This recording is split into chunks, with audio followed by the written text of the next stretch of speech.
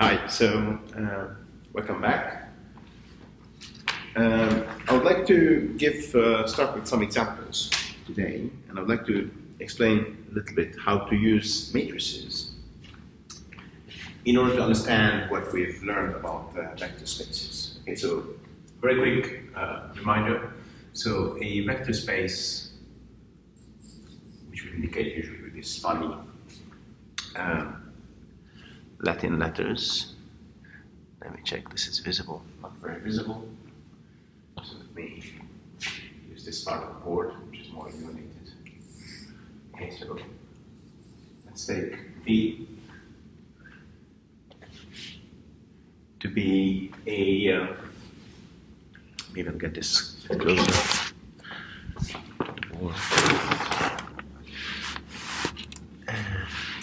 Okay, this is better. Okay, so let V be a vector space.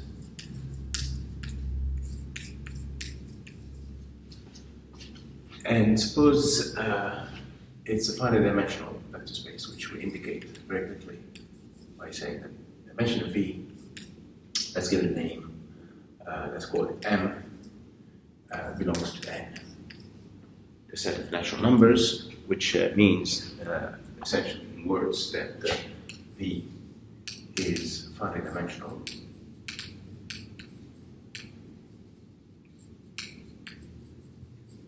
Which means that there exists a finite set of vectors,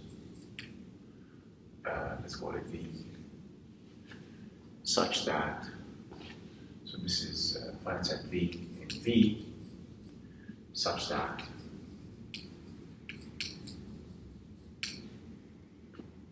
the span V is equal to the whole space. And I remind you, the span, by definition, is the set of all linear combinations, which we can indicate as V times lambda, where lambda belongs to some R P. Okay, let me explain this, remind you what it is. Okay, so as I said earlier, we always think of finite sets as being arrays of vectors. So in particular, this finite set V, we're going to indicate it with essentially P columns. Okay, so suppose it has P elements. Okay, we'll call them V1, Vp. Okay, for some integer P, and we indicate by V lambda for any lambda vector in Rp. So essentially, can be written in the usual inline notation, or if you wanted to use the column convention, then you write a vector in Rp as a column. So essentially, this means the product of this row V1 Vp with this column. So it's like the dot product, except it's not only the dot product. Usually works on two vectors of the same type. This one works on a row times a column, but the effect is the same. Okay, so this is the summation for either from 1 to P of V I lambda I. And as usual, our convention is so that we cross the indices that are being summed. It's not always respected, but we try to respect it as much as possible in order to avoid confusion. All right, so this is the recap of what we've learned so far. Okay, so suppose we expect a space like that. Okay, what we'd like to do is some examples to understand how to put these things in practice. Okay, so let's consider a vector space that we've seen already. Let's take B3. Okay, so this is the set of all polynomials. Okay, so to make it simple, I'm going to think of polynomials as being real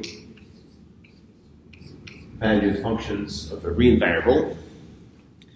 As we've seen, polynomials can be much more general objects. Okay, but for now, we're going to stick to this view, okay, which is very concrete and which you can use to have examples, such that P is a polynomial.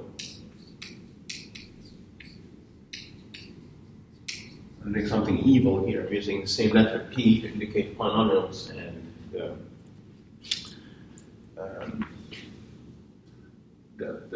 the number of elements of this spanning set. So maybe I should not do that. Okay, so let me use F for polynomials today, so I don't confuse you with the P, which is here. Okay, so let's take all these polynomials of degree less or equal than 3. As we've seen some days ago, this set here is actually a vector space. Okay, so P3 is a vector space, linear space, same thing.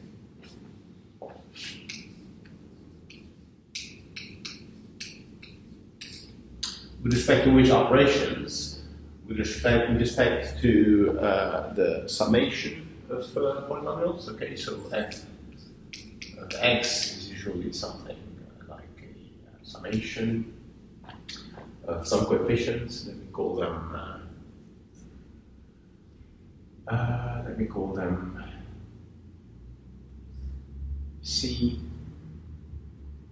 I x to the power I, where x is the variable. In this case, you can think of it as being a real variable. Okay, and this goes from 0 all the way to the degree of f. Okay, which in this case would be 3. Okay, but in general it would be some number that you usually give it a name.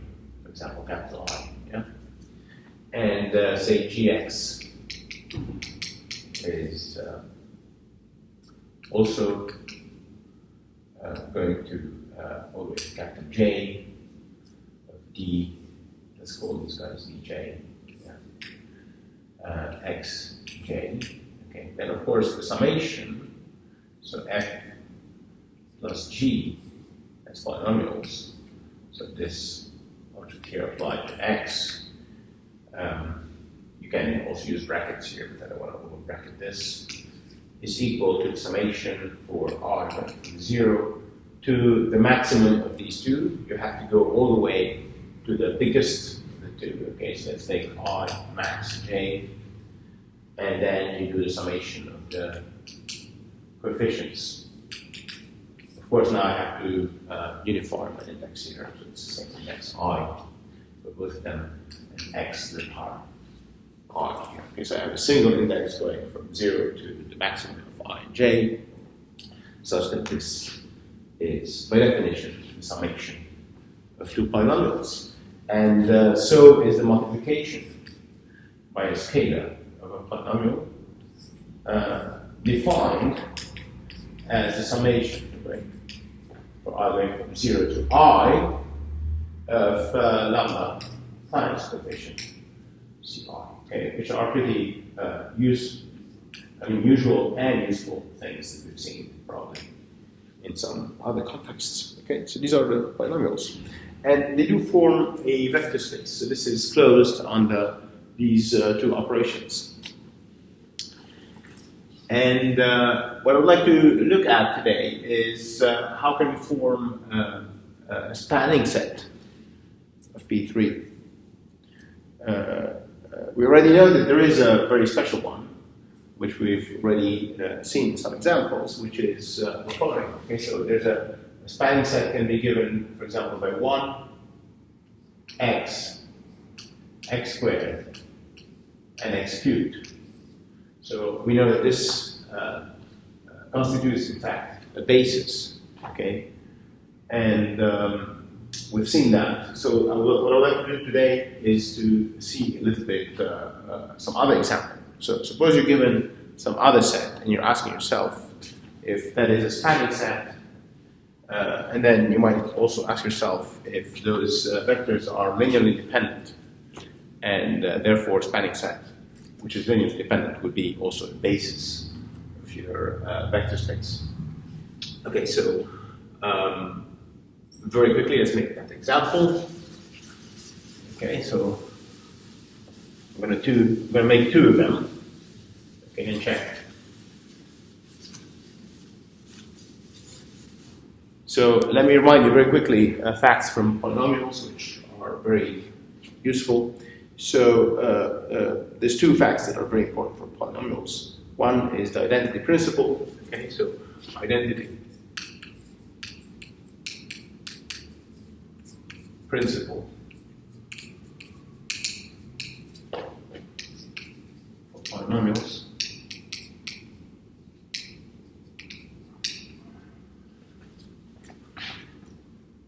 So a polynomial f of any degree, okay, so that's how we indicate polynomials of any degree, also sometimes written as R of x, where x is the indeterminate, okay, but then this forces us to put the f of x here. I don't want to think of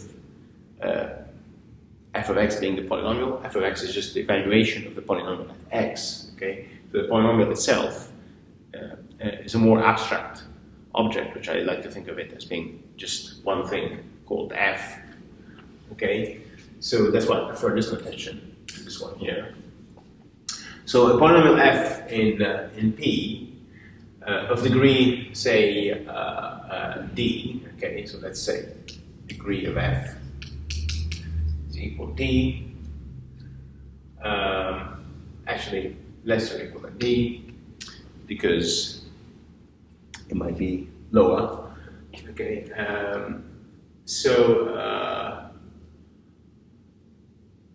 the identity principle says that such a polynomial cannot have more than d roots. Okay, so if f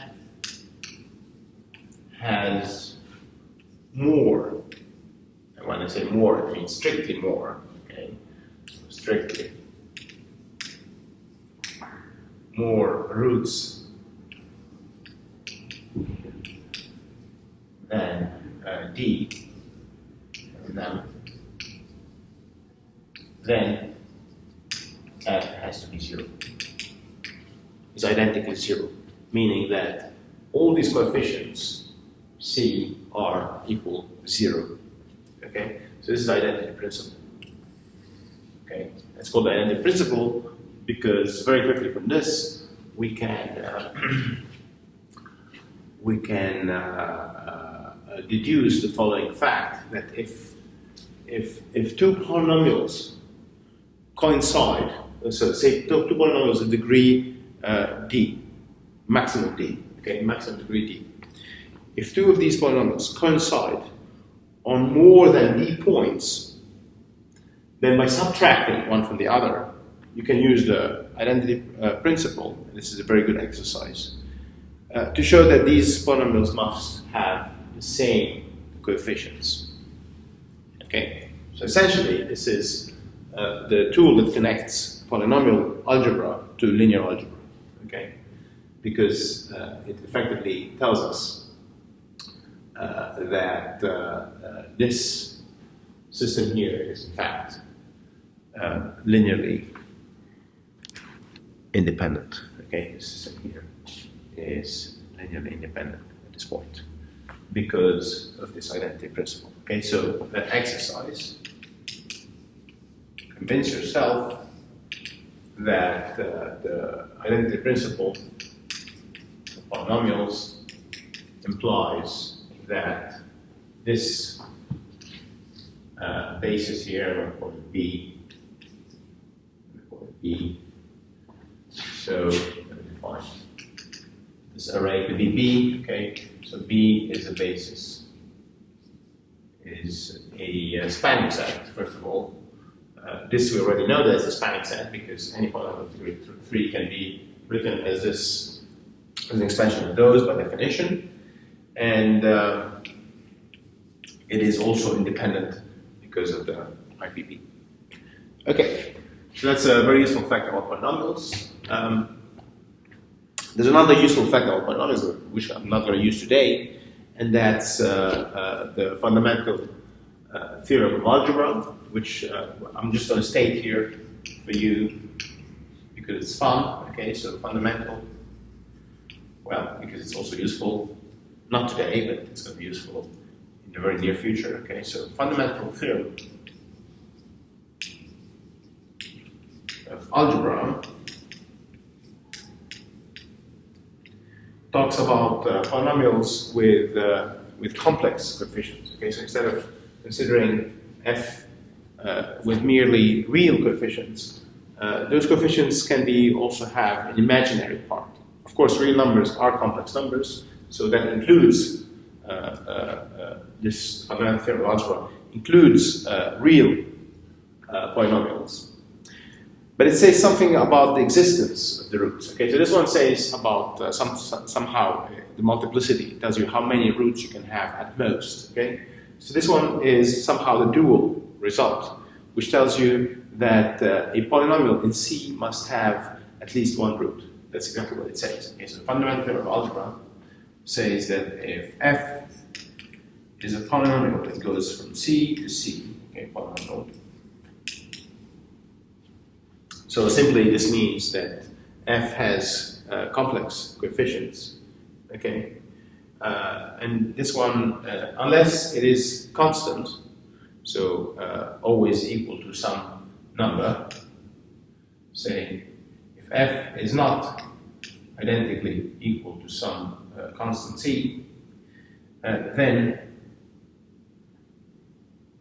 so if f is a poly that is not constant, okay, then there exists a point A in C such that f of A is equal to 0. Okay, so this is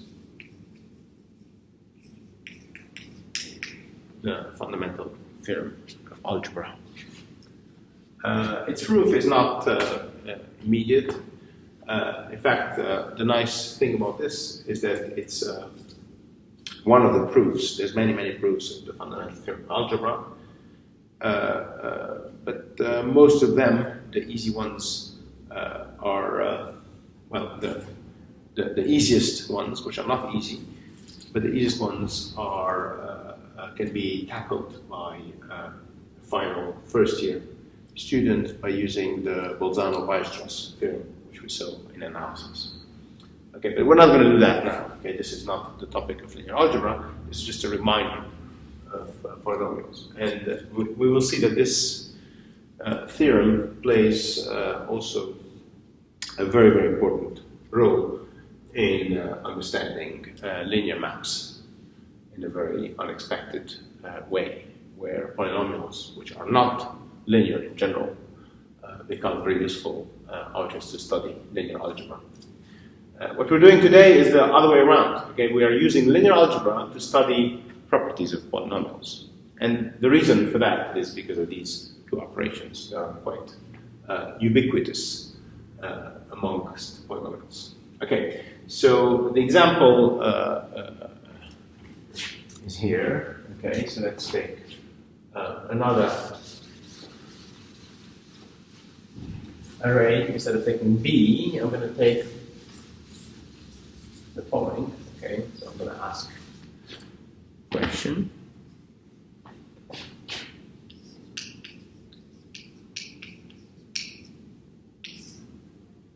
So is the following set, let me write it as follows.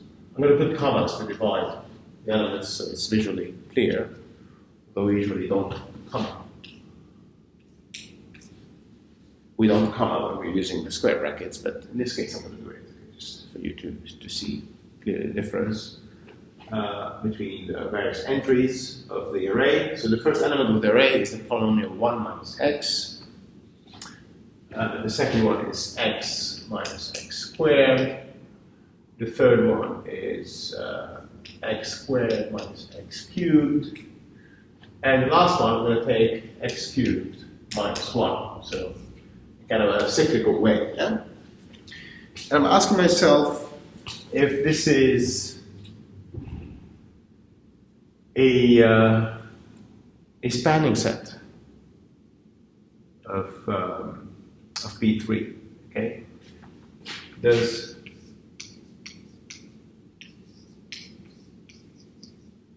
span B equal B3? Okay, so it's a good question to ask. Another question that we could ask is V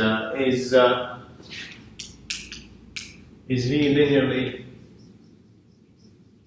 dependent or independent?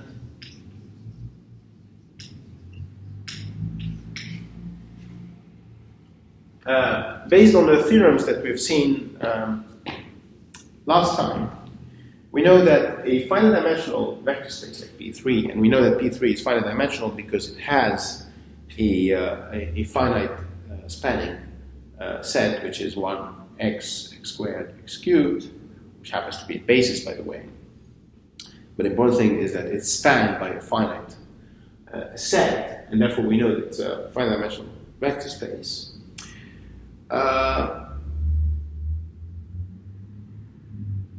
If we take a set of linearly independent vectors in such a vector space, it cannot exceed the number of elements of this linearly independent set cannot exceed the number of elements of a spanning set. This is a fundamental lemma that we've seen last time, the pick and replace lemma. And therefore, it also makes sense to ask ourselves if this is linearly dependent or independent, because it's got 4 elements in it. Okay? Of course, if it had 5, we would already know that it is dependent, right? So here, let me put in brackets, okay? Because we don't know if it's linearly dependent or independent. Okay? And I would like to answer these 2 questions. Okay, so one way of doing that is to use the previous basis. Okay, so reminder, B is 1x x squared. I'm using the comma also here, not to say space. Yeah, so the comma is somehow just a divider. And I already know that this is a basis. Okay, so this is the basis of B3. So I'm going to use that basis in order to study a little bit the set here.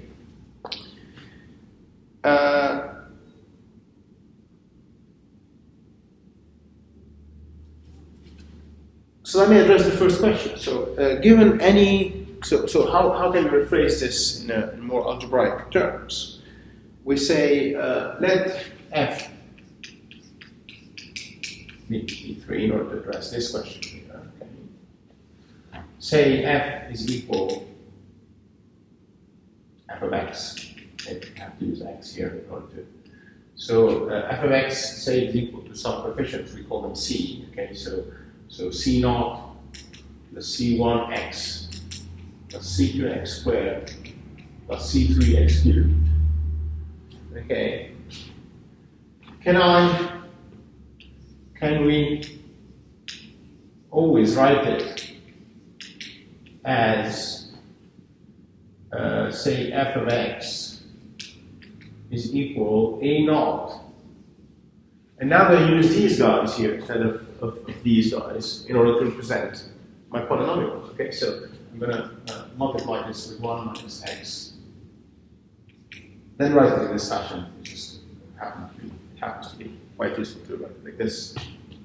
Okay, so I'm gonna kind of widen up this brackets. Okay, and I'm going to be using monomials of the same degree on top of each other, just because it makes it easier to read. Okay, so a1 multiplies x minus x squared. Okay, so I'm going to write x here minus x squared here. You see how I'm going towards a matrix, because at the end of the day, that's what we're going to have, matrices, and we have matrices in order to understand what's going on with our vector spaces. Okay, so here we have x2 minus x cubed, and finally we have this one, and here we see that we have to stick -1 at the very beginning and plus x cubed at the very end.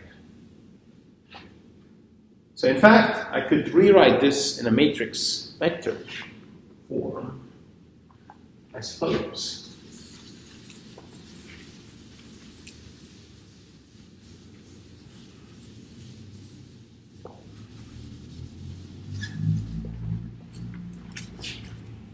So f of x is nothing but v times the array of the column array. So this is the row array times the column array A. Okay? The row is this one here, okay? And the array A is simply A0, A1, A2, A3. Okay? Where A is A0, A1, A2, A3.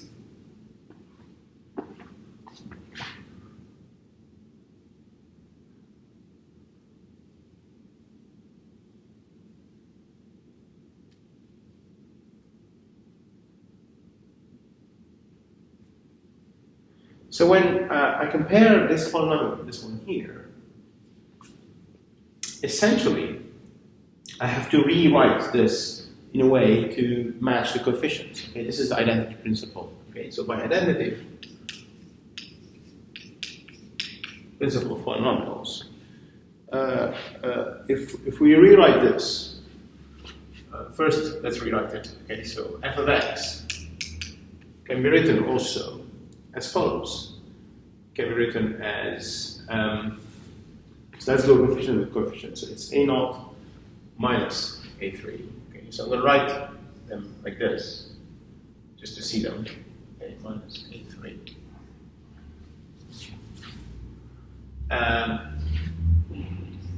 This multiplies 1. Plus,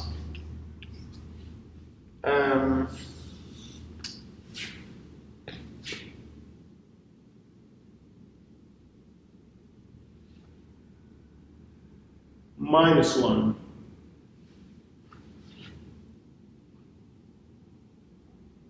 minus A0 plus A1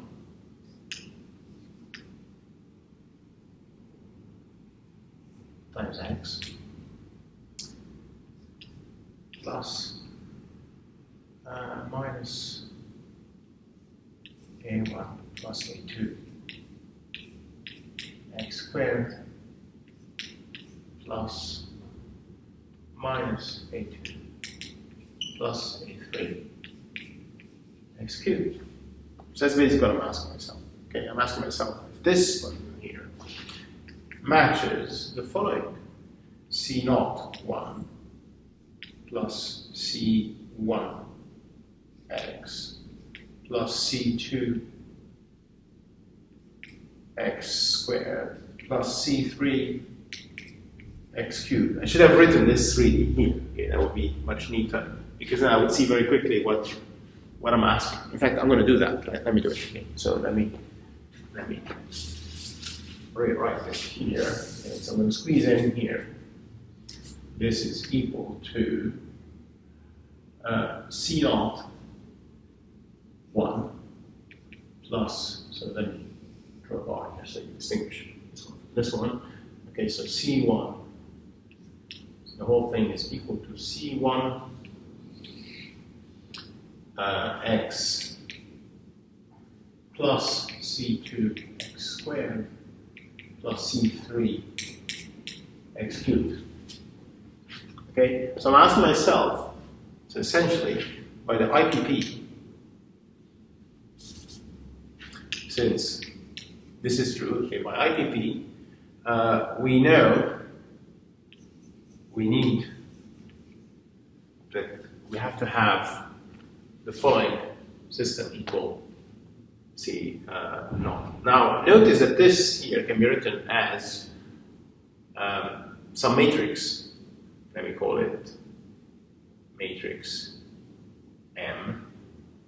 Okay, so we can think of it as being some matrix M multiplying A, where A is always the same guy, but this time it's 1 minus 1 minus 1 1 minus 1 1 minus 1 1 multiplying A. So that's the matrix M. Okay, has to be equal to the vector C. So somehow I'm getting rid of all these x's, okay? Because M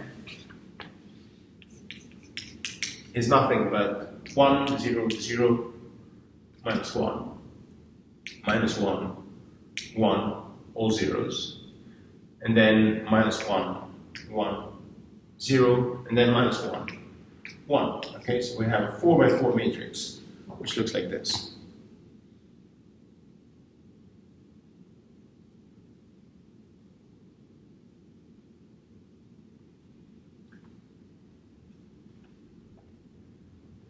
And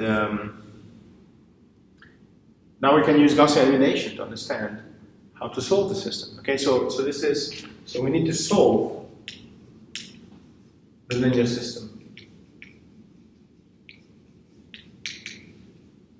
for any C. Okay, for any C. Because remember, the question is this: you take a generic F, which is the same thing as taking a generic vector C with 4 components. Okay, so vector C, R4. And you're asking yourself, if this system here has a solution A, so we need to solve the linear system for A given any C. Okay, so that would be the right terminology in terms of linear systems. Okay, so you want to solve for A given any C. Okay, because you're giving yourself C's. Okay, you want to find if you can find an A. If you can do that, it means that the set V or the array V is a spanning set of P3.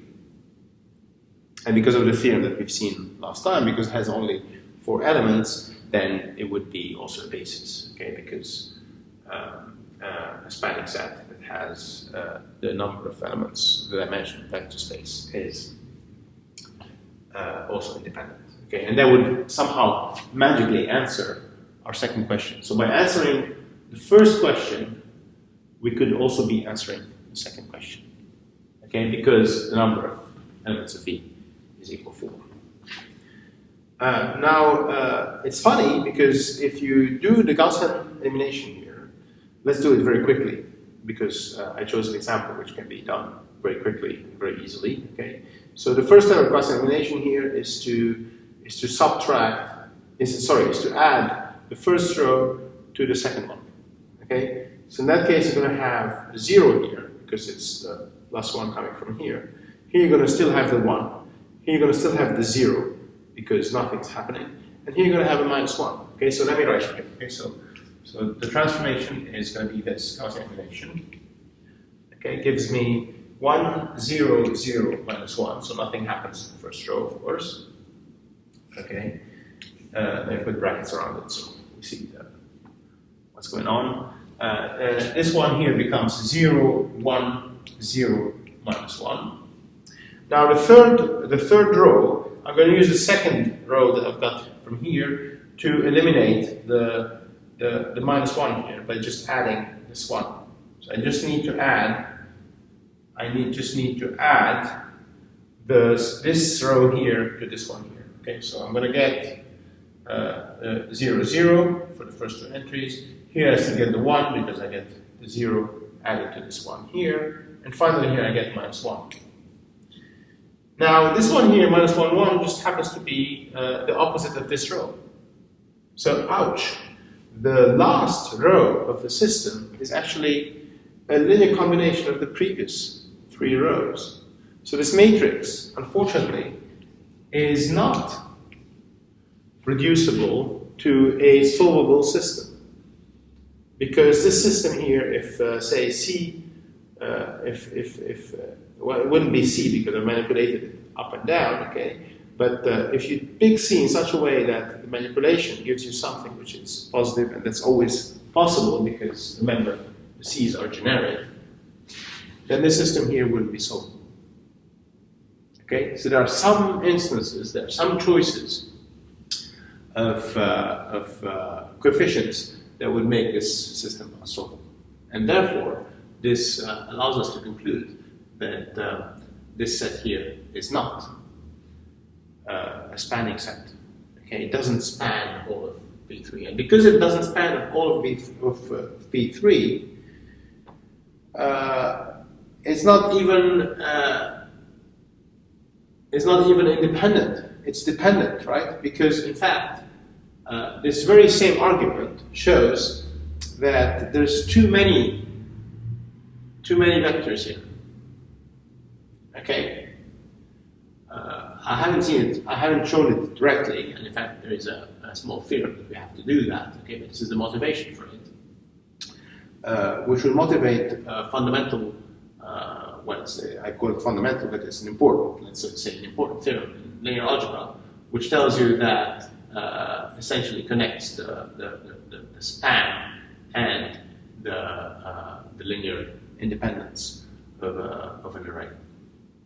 Okay, but this is an early indication that there's something funny going on. Okay, so in fact, it all depends on another linear system where we're asking ourselves if the only solution of that linear system is the zero solution. Okay, because that's what independence means. Okay, so independence, I remind you, we say that the set is independent if V lambda equals 0 implies that lambda is equal to 0. Okay.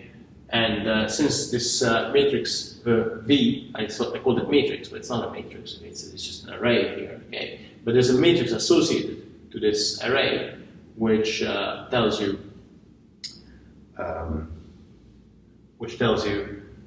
exactly that. Okay, so let me write that and finish the example, okay? Because that will connect also the second question to the first one. Okay, so let me write it here, okay?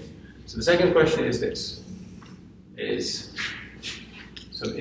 V independent?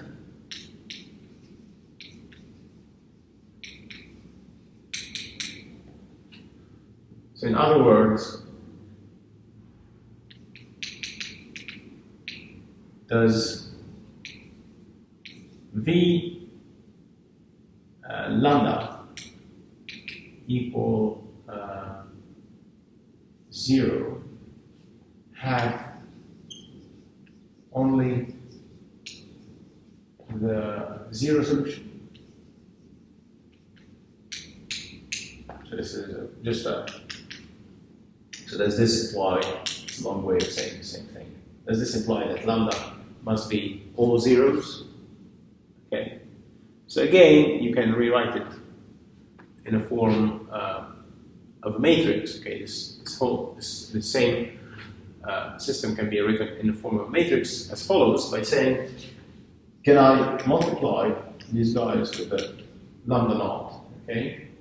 So again, I'm going to use the same trick as before. So let me write the lambda naught here. Okay. And add these guys. So this one is x minus x squared times lambda 1, and then I get x squared minus x cubed times lambda 2 plus x cubed here, and the minus 1 that comes from this side, lambda 3 equal 0, 0, 0, 0. So sorry. So if this is equal 0, then so this is just to rewrite this. Okay. So does this imply that these lambdas must be 0? And the answer is, because of what we've seen here, and as you see, we have a matrix that looks very similar to M. It's not M, okay? Because you see, M had this minus 1 in the upper corner, whereas the minus 1 here appears in the lower corner. And in fact, if you look at it, the diagonal here, so once you take the axis away, okay, by doing the same trick as we did here, okay, you will see that the matrix you get is 1, 1, 1, 1 on the diagonal, and then just above the diagonal, whereas here we just had it just below the diagonal, we had minus 1s, and then minus 1 in the other corner. So in fact, the matrix you get from this one is the transpose of this one here. Okay. But in fact, it conveys the same information. Okay, so a matrix and its transpose have the same information. It's just organized in the opposite way. So we're just like exchanging rows and columns. Okay. So here, this example is nice because we see the connection between the two matrices. Okay, matrix M and its transpose. Because eventually, if you can do a Gaussian elimination on the rows, row Gaussian elimination on the matrix M, that's in a very special sense the same thing as doing it on the columns. Okay, because we could have done Gaussian elimination on columns, and that's exactly what we have to do here. Okay, we have to do a Gaussian elimination on the columns of M. Okay, because we're going to be doing it on the rows of this matrix here, which is transpose. Okay, so I'm going to stop the example here. I'm going to leave this as an exercise. So show that there is solutions to this linear system which are not all zeros. Okay, in order to do that, you just have to do Gaussian elimination. Okay, so you do a very similar job as you did here. You will realize that you're going to have one of these rows is going to be a linear combination of the other three, and therefore it will lead to some equation of the type 0 is equal 0. Okay, and this allows you to eliminate one of the variables, and by taking it just to be anything you like, and you'll see that there's more than one solution. In fact, there's a whole line of solutions in R4. Okay, so you end up finding a subset of R4 here, which is not 0 only. It's a whole line, and it all solves this linear system here, meaning that there's something deficient in this choice of spanning set. Okay, so this is a bad spanning set. Okay, it doesn't work. It cannot generate all of P3. Not only does it not generate all of P3, but it also has some redundancy in it, and the redundancy is seen from the fact that you don't have only the zero solution to this one. Okay, in other words, the system here is dependent. Okay, so that's it for my example.